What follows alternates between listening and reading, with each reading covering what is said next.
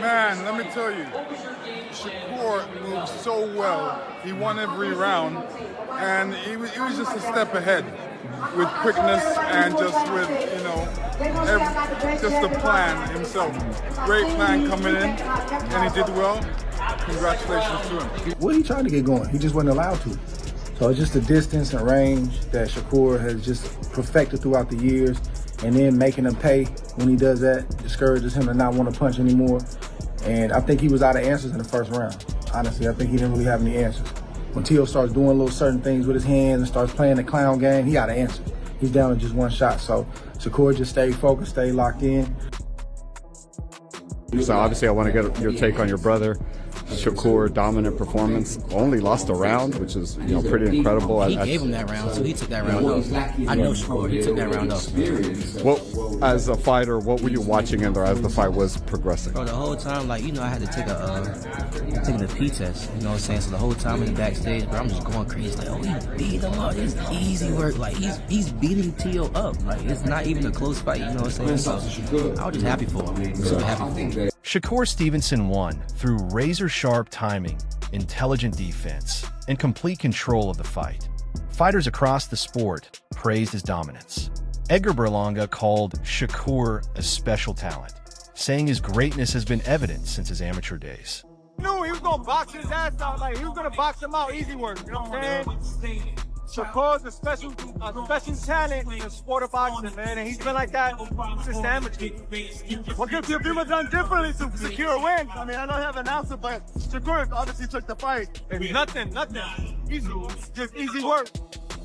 It's easy work. Lennox Lewis stated that Shakur dominated nearly every round, completely outclassing Teofimo with superior rhythm, speed, control, and elite boxing fundamentals. Maybe he lost one, but he won the majority of rounds. At what time did you realize that this was just going to be Shakur taking over the whole fight? After the fourth round. After the fourth round? Yeah. Teofimo, it seems like he couldn't just get it going. He just tried differently going up and down. The counters were getting him. Yeah. What could he done differently tonight? I don't know. It's difficult to box against a great mover like that. And, he tried. He definitely tried. His dad was emotional. He wanted him to do better, but, this is boxing. Andre Ward praised Shakur's greatness, saying he has the rare ability to fight whenever he chooses and still remain at an elite level. His performance once again proved his special place in boxing. Think of Shakur's performance. He did what he had to do, man. There's always room for improvement. I think he had a lot of stuff he could have did, but he's so talented and gifted, man. You also got to trust what he's seeing in there. We're on the outside, but I think he put on a tremendous performance, and obviously, the level he's at, you always look for things he could do better, What did you see from the outside that he made? I mean, I'm just saying, I think it was a lot of body work and stuff like that. He could have touched on, but again, he's in there, so he's seeing stuff, he's feeling the punches. We not, so you got to trust what he's seeing. Despite his success, Shakur Stevenson still has many goals ahead of him. More achievements, records, championships, and lasting respect waiting to be written into boxing history. Shakur just stayed focused, stayed locked in, and was at 4 divisions now? 26, 30, 35, 40? How good is Shakur? I interviewed Terrence Crawford We and he don't said know. he could be the greatest of all time. We don't know. He's not done yet. He's not done yet. He's a great for sure. How great? We're going to see. He got a lot of, he can box as long as he wants to box because he don't take punishment, and he's a master boxer. You know what I mean? Keyshawn Davis said Shakur didn't lose a single round, adding that at most he may have given away only one, while praising the overall dominance of his performance. Man, he called out Conor Ben. You guys both trying to maybe co-main and main event in the UK with all these UK guys? Hey, man, how big this event was, bro. I ain't tripping. Let's do it. We probably bring 30, 50,000 fans this time. You know what I'm saying? Goes to the UK, bro. So, let's do it, bro. Let's do it. This last one for me, brother. Like you said, co-main event, Madison Square Garden. Sold out Madison Square Garden. Your brother's, main event on there. Just tell me the emotions that come with that. I'm gonna say the same thing as Shushu said. It ain't even hit me yet. It didn't even hit me yet, bro. It's crazy because, like, for real, I always dreamed to have a 12-round knockout, like, right before the bell rung.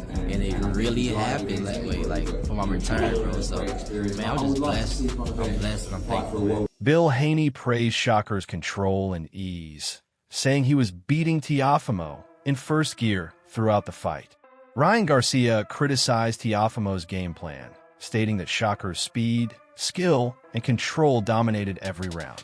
George Kambosos Jr. wrote on X that Shakur was simply too sharp, praising his speed, counterpunching, and precision. He noted that the fight felt over after the first 3 rounds, with frustration setting in for Lopez. Despite past tensions, Kambosos gave Shakur full respect for a great performance while also crediting Teofimo's warrior spirit. Analysts agreed that Stevenson's patience and precision completely outclassed Lopez, who failed to execute the proper strategy. Instead of fighting off the back foot and countering, Lopez pressed forward without timing, allowing Shakur to exploit mistakes with his elite southpaw jab and composure.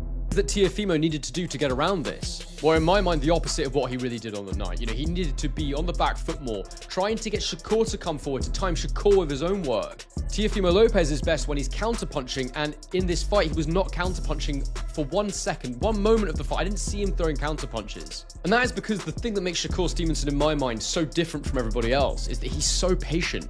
He never feels pressure to make the fight. He'll always make you go first. And in doing so, he can make you miss, and then oftentimes he can make you pay.